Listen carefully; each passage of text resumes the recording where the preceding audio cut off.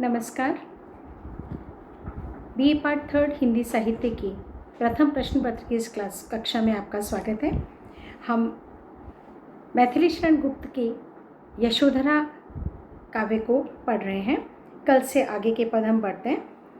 मैं अबला पर वे तो विश्रुति वीर वली थे मेरे, मैं इंद्रियासक्ति पर वे कब थे विषयों के चेरे।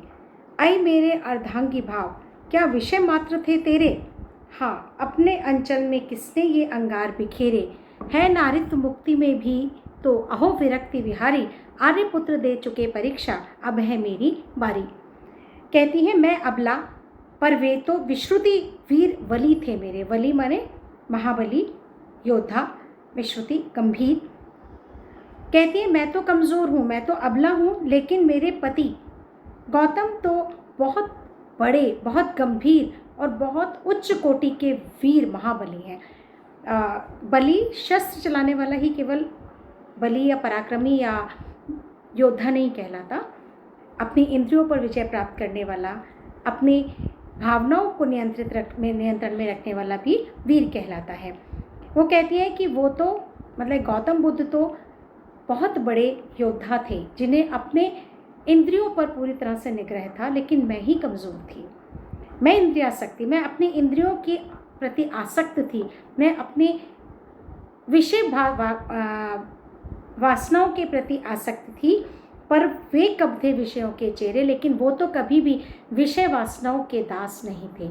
उन्हें तो सांसारिकता छूकर भी नहीं गई थी। मैं ही सांसारिक सुखों में डूबी हुई थी, या मुझे ही सांसारिक सुखों के प्रति आसक्ति थी।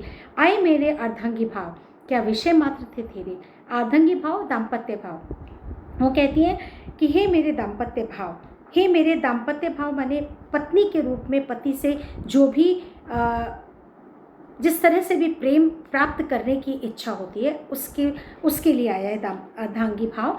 कि हे मेरे अर्धांगी भाव, हे मेरे दाम्पत्य भाव क्या विषय मात्र थे तेरे। तो मैंने उन्हें क्या केवल एक पति के रूप में ही देखा, ये तो बहुत गलत हुआ, ऐसा नहीं होना चाहिए था। मैं उन्हें सिर्फ एक पति के रूप में ही देख पा रही थी, एक दिव्य पुरुष के रूप में नहीं देख पा रही थी, नहीं पहचान पा रही थी। इस बात का यशोधरा को दुख होता है, उन्हें पीड़ा होती है। कहती है हाँ अपने अंचल में किसने ये अंगार बिखेरे, मैंने खुद ही अपने आंचल में ये अंगारे भर लिए, मैंने खुद ही अपने हृदय में ये दग्धता प्राप्त कर ली कि मैंने उन्हें केवल एक पुरुष, एक पति के रूप में देखा, एक साधारण पुरुष के रूप में देखा, उनके दिव्य रूप को नहीं समझ पाई। है नारित्व मुक्ति में भी तो अहो विरक्ति विहारी, लेकिन मैं ये क्यों नहीं समझ पाई कि नारित्व की मुक्ति जो है वो विरक्ति में भी है। केवल आसक्ति ही नारी को मुक्ति नहीं देती है, विरक्ति भी नारीत्व का बहुत बड़ा गुण है। मुझे ये बात समझनी चाहिए थी, लेकिन मैं नहीं समझ पाई। पर अब मुझे निर्धारित करना है कि आगे मैं क्या करूँगी। आर्यपुत्र दे चुके परीक्षा, अब है मेरी बारी। सिद्धि मार्ग की बाधा नारी फिर उसकी क्या गति है, पर उनसे पूछूं क्या जिनको मुझसे आज विरति है। अर्ध विश्व में व्याप्त शुभाशुभ मेरी भी कुछ मति है, मैं भी नहीं अनाथ जगत में मेरा भी प्रभुपति है।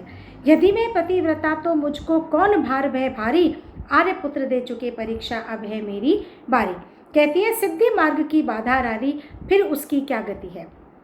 लोग ये कहते हैं, उस समय तक ये प्रचलन में था कि नारी जो है वो सिद्धि मार्ग में बाधा का काम करती है। माने नारी जो है वो किसी भी पुरुष की सफलता में बाधा बन सकती है। वो कहते हैं कि भक्ति में या सिद्धि में नारी बाधा है, तो फिर उस बाधा की क्या गति हो सकती है, फिर उसकी क्या गति है, तो फिर उसके बारे में क्या सोचना। पर उनसे पूछूं क्या जिनको मुझसे आज विरति है।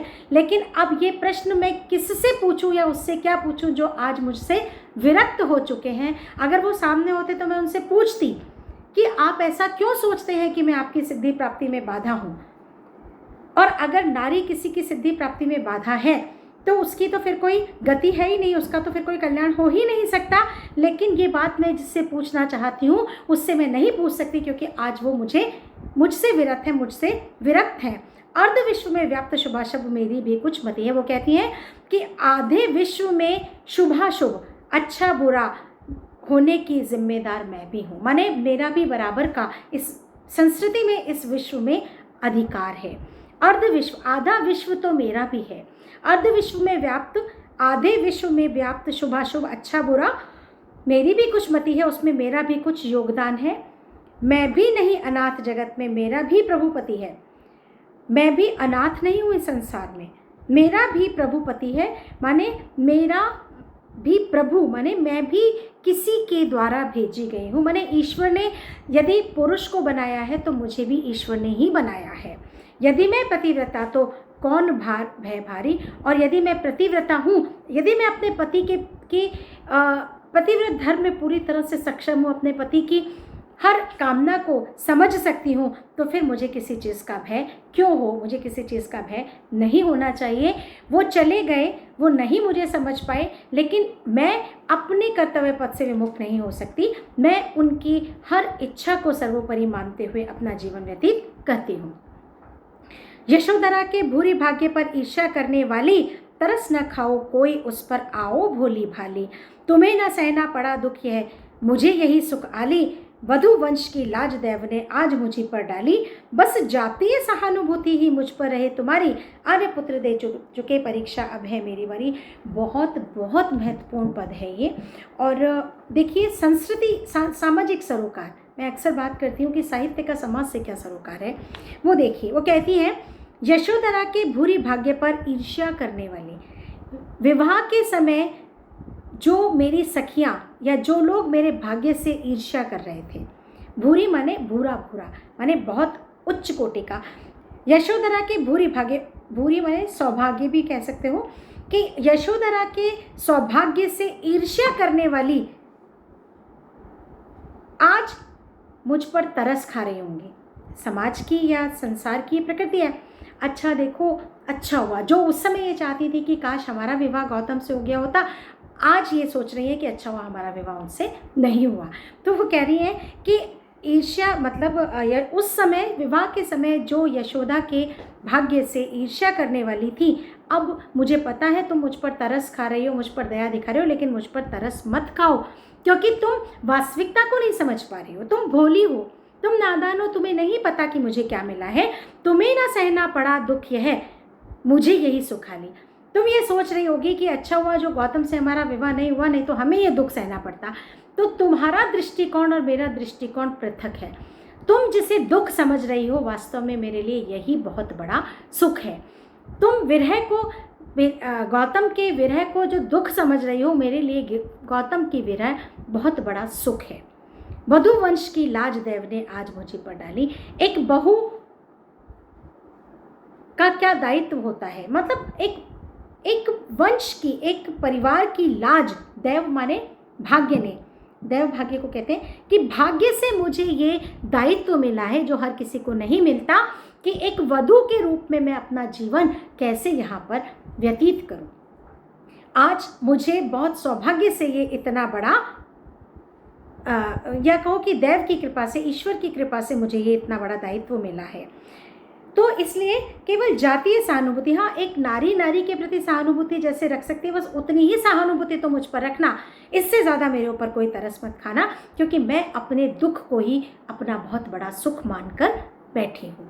आर्य पुत्र दे चुके परीक्षा अब है मेरी पारी। जाओ नाथ अमृत लाओ तुम, मुझ में मेरा पानी, चेरी ही मैं बहुत तुम्हारी, मुक्ति तुम्हारी रानी।